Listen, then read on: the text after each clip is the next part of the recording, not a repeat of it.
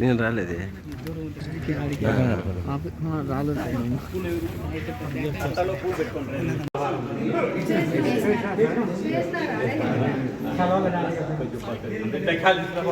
त्र्यंबके गौरी नारायणि नमोस्तुते मंगलम वरराजेन्द्र वाञ्छितां फलप्रदायिने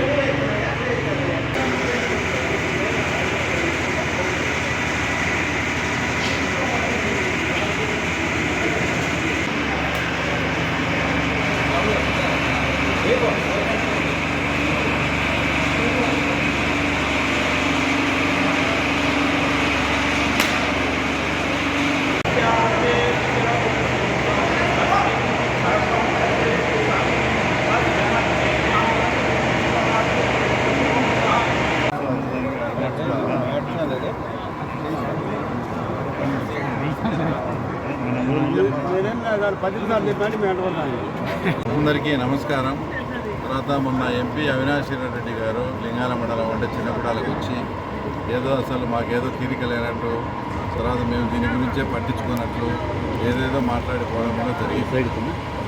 వాస్తవంగా ఇక్కడ ట్రాన్స్ఫార్మర్లు దెబ్బతిని ఆ ట్రాన్స్ఫార్మర్ల మరమ్మతుల కోసం మేము అవన్నీ కూడా వాళ్ళకి ఇస్తే అవి లేట్ అవుతుందని సిద్ధి సాయి వాళ్ళతో కూడా మాట్లాడి ఆల్రెడీ మీ దగ్గర రిపేర్ అయినటువంటి 2 ట్రాన్స్ఫార్మర్లు మాకు ఇవ్వండి, ఇక్కడ మా రైతులకు చాలా సమస్యగా ఉందని చెప్పి వాళ్ళని కన్విన్స్ చేసి అప్పటికప్పుడు ట్రాన్స్ఫార్మర్లు కూడా తీసుకొని వచ్చి తర్వాత ఈరోజు ఇక్కడ బిగించి మా అధికారులు ఇంజనీర్లు కానీ తర్వాత మా ప్రజల సహకారంతో ఈరోజు మోటార్లు కూడా వదులుకున్నాం.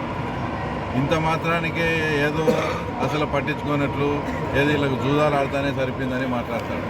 అసలు ఆయన జూదం గురించి మాట్లాడడానికి అర్హత ఉందా?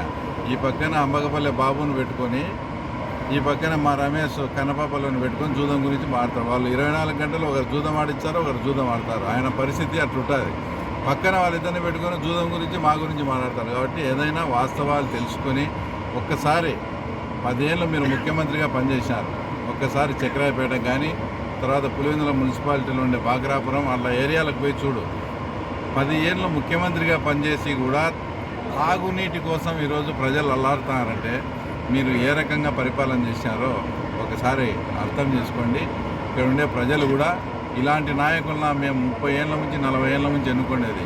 ఇంకా సమ్మర్ స్టార్ట్ కాలే, ఫిబ్రవరిలోనే తాగునీటి సమస్య ఇంత ఇదిగా చేశారంటే వీళ్ళు ఎట్లా పాలించినారో తర్వాత ప్రజలు కూడా బాగా అర్థం చేసుకుంటారు. అదేదో రఘురామకృష్ణరాజు చెప్పినట్టు ఉప ఎన్నికగా వస్తే తప్పకుండా ప్రజలు వీళ్ళకి బుద్ధి చెప్పే పరిస్థితి ఉంది.